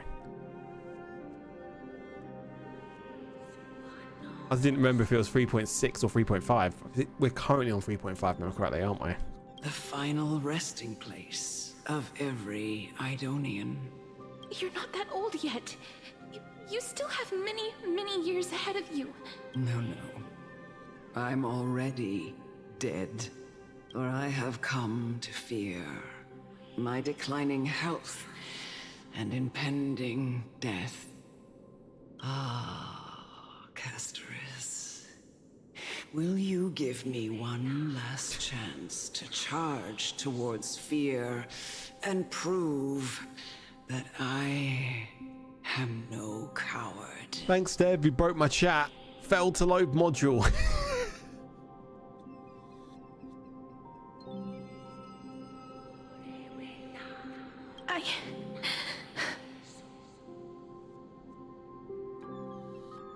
Gotta refresh it now. I can't take this anymore. Child, it was I who brought you here from the frosty plains and set your farcical fate in motion. It was also I, Chief Oh, this music. of Idonia, who forced the heavy duty of executing others onto you. I've always known that you have doubts, and even anger about my faith, and about me. I never had a choice. Indeed. We essentially abducted you. Yet you can end any sinful life with just a touch of your fingers. Shouldn't it be easy for you to escape from here? I'll never do that. It doesn't matter how lightly the Idonians take death, or how readily they accept it. I simply can't do it. I knew I was right about you. What do you mean? I've taught you and cared for you as my own daughter all this time because of this blessing that's been with you since your birth. I know no one else in the world would understand the weight of life and death more than you do. In the eyes of an Idonian, death is the end of all life. A destination we will all eventually reach. Humans should not resist it, but learn how to face it. You can only live your life to the fullest after understanding this principle. And when you do, even if you eventually leave Idonia's protection, even if you must carry the curse forever, you can live with your head held high, like everyone else. No! How can I? Come now. It's time. I've already taught you all that I know. Show me that you are a fitting holy maiden.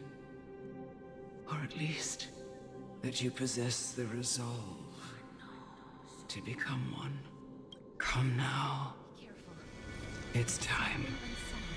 I've already taught you all that I know. Show me that you are a fitting holy maiden. Or at least, that you possess the resolve to become one.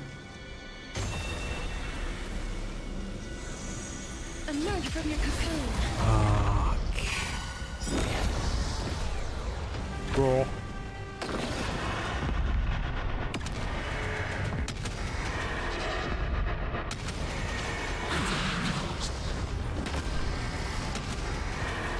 May death protect us! Fucking hell, man. That's insane. Stand in position. Detonate. The tryhards watch this awesome move! Like fire until everything Burn burns to stashes. ashes! Set the seas ablaze! Bonking time. Or made to be broken. Bonking time. My turn! Phew! As you wish. Okay.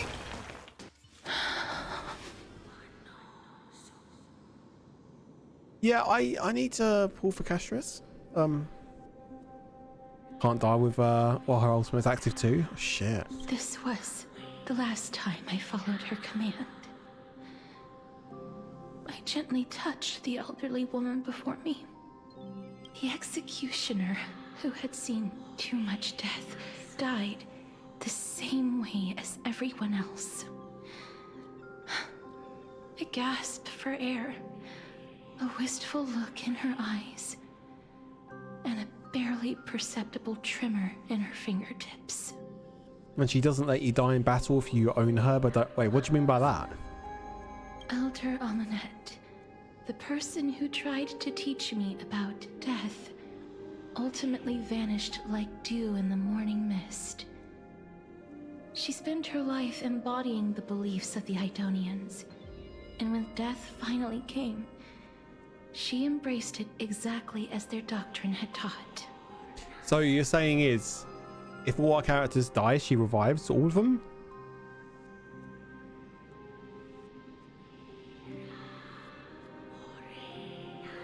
Just one. Okay, I was about to say, if that was the case for all of them, that'd be fucking OP. I have nothing but respect for her. I erected a cenotaph in her honor in the marshes outside Idonia's city walls with the others I had laid to rest. Then, I set out once more in search of Thanatos. It was a long, long journey. I heard so many discussions about death along the way. Life finds meaning in death. The world improves because there is an end. It seems the most terrible darkness in this world. Everyone talks about its heavy weight. Some resist it, some worship it, and some even revere it.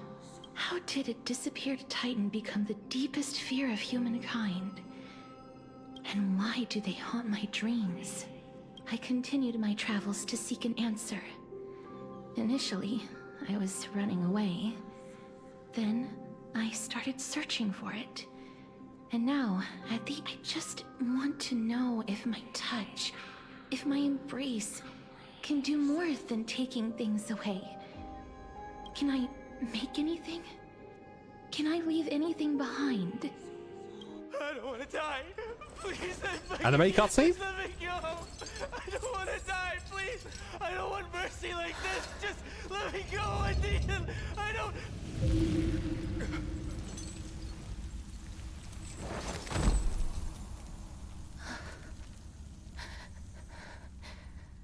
I hate these icy hands.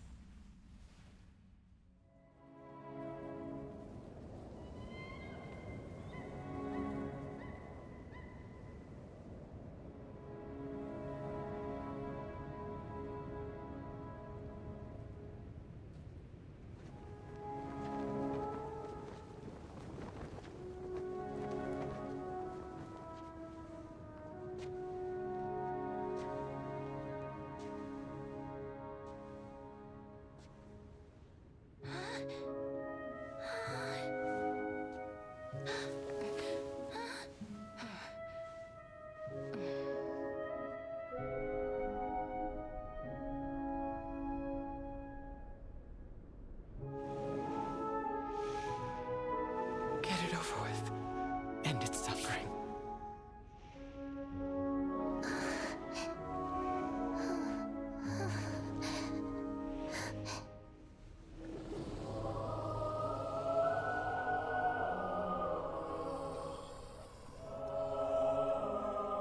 The Reaper has blessed your hands.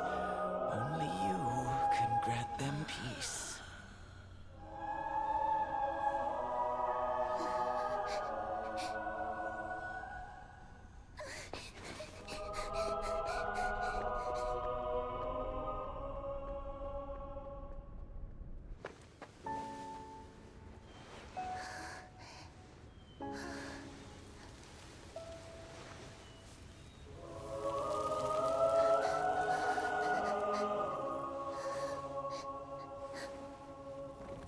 Embrace death. Walk alongside it.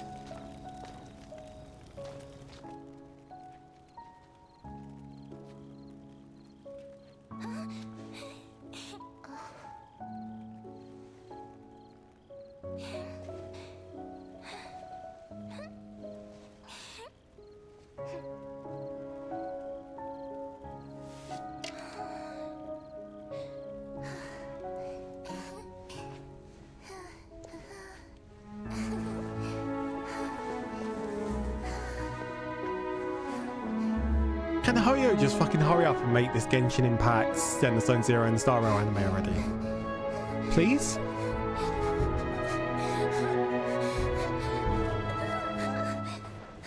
This is proof that it fucking works.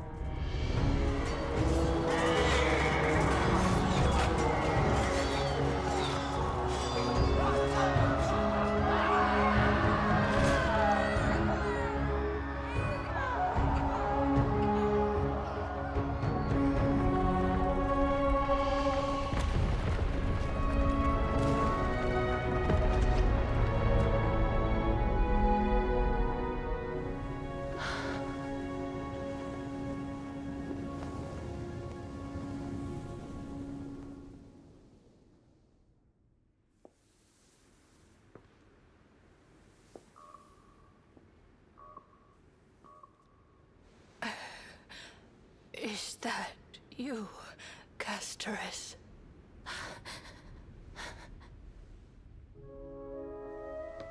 All of them have gone.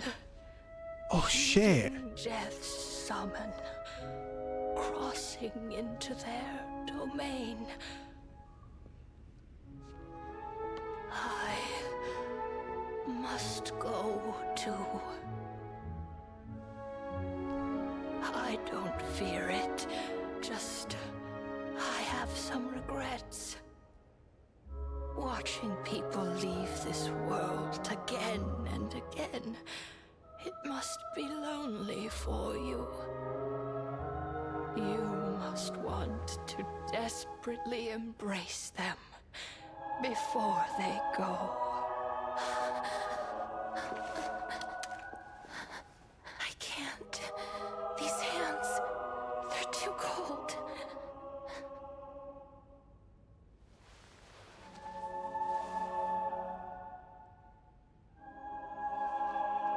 But Big Sister Castorice, your hands are so warm. Just like anyone else's. So go on. Don't hold back. Give me a warm hug.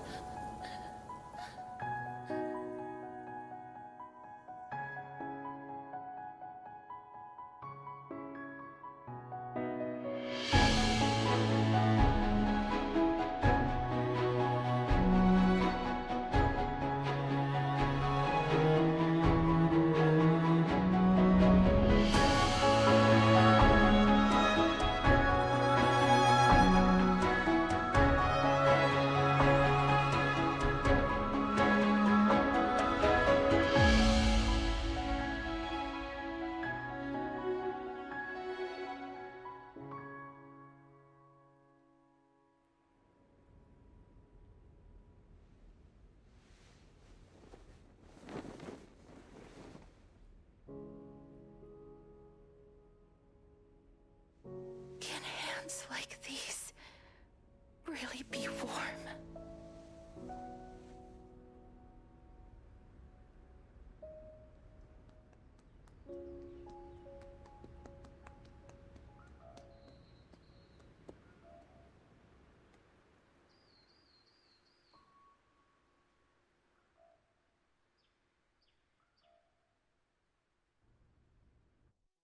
What's with the On stare? the day that Ornyx's trial ended, you must have had many questions. I felt just as confused. Why, as someone from beyond the sky, were you so cruelly dragged into Amphorius's fate? I wished I could take action, but no matter how hard I try, I cannot simply interact with the living as ordinary people do. Even when we brushed against each other unintentionally in the grove, and it was obvious that nothing had happened, when an almost unattainable hope finally welled up in my heart, when I thought that perhaps my touch would no longer bring sorrow, fate declared to me, it wasn't that the curse of death had finally been lifted, but that your soul no longer belonged to this world. And there was nothing left for my hands to take. Nothing. And did I really think this time would be any different? It's not that I don't understand this reality, just that I'm unwilling to accept it. Having walked such a long road, I am still unable to find the answer to life and death. I am resigned to eternal despair. Anything I wish to hold on to, death will inevitably wrest from my grasp. From that moment on, I lacked the courage to confirm it again. Until Ornyx laid bare the cruel truth before us.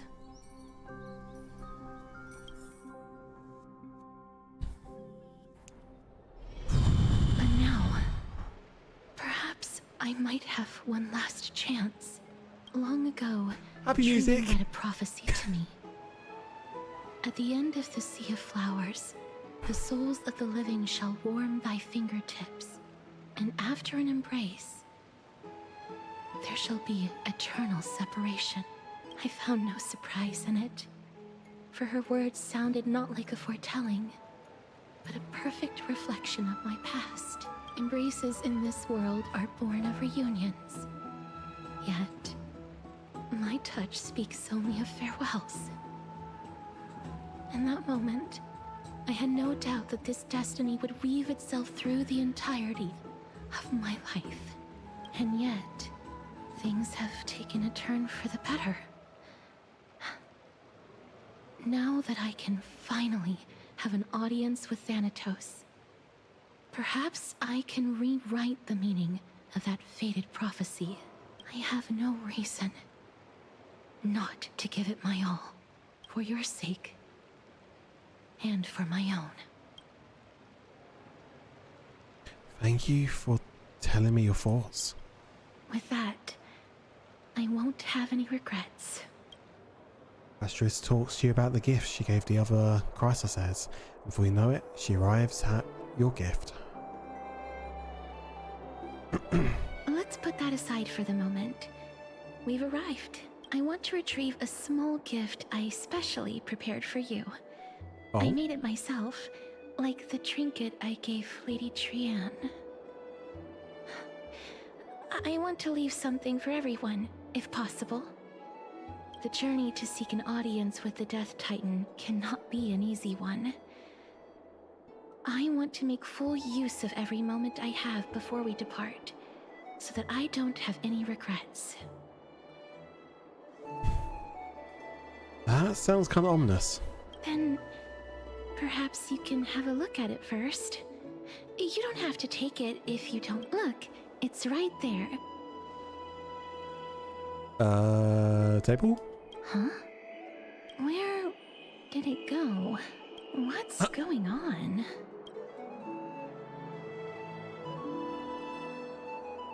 Did you get into some trouble, Phantom Thieves? I hope it wasn't expensive. Just some handcrafted trinkets. Well, things that shouldn't catch the eye of thieves anyways. What's this? Phantom Thieves. The coin of Zagreus. TwCory. And a slate. So it's her. That's Cypher, isn't it? The TwCory Titan. Kitty thief. No doubt about it. This is her favorite symbol. It's a Lady Cypher, Yep. the demigod of Zagreus whom Lady Aglaia had spoken of. She's a master thief who's left legendary tales all over Amphorius. So many years have passed, yet she's still announcing herself in such a crass manner. Let's just do as the slate says and look for Lady Cypher. Dear Princess Homebody, walking through the busy garden, discovered remarkable gifts crafted by Princess Homebody. They're truly splendid and I'm most impressed. Charming presents prepared for their fellow heirs. In the right parlour, observed beautiful for adults, besieged and have the striped tapestry, only in tripod table, and left parlour jewelry. Gifts. Time I've claimed only this modest gift. I feel it'll attract tasteless little thieves. Left appropriate payment. A single coin. If you wish to find me, visit the memorial market. The large golden short spear I've left. I won't accept any questions. You're displayed by the home required. BPS. Investment is blah. Informing is a fake. The original. Oh. Okay. To retrieve the gift and teach Kitty Phantom Thief a lesson, you head to the market and find the short spear she left behind. Look, it's right there. Building the short spear mentioned in the thief's letter. Unfortunately, boys, we're going to do that next stream because I'm going to have to call it here. So, yeah. That was, fucking intense session, to say the least. You got a lot more to see next time. Brilliant. Yeah, but fucking hell, that anime cutscene. We need more. We need more. We need more. Hoyo fucking released the Genshin Star Rails and this anime. Come on! Fucking hell, look at my XP as well. Oh man.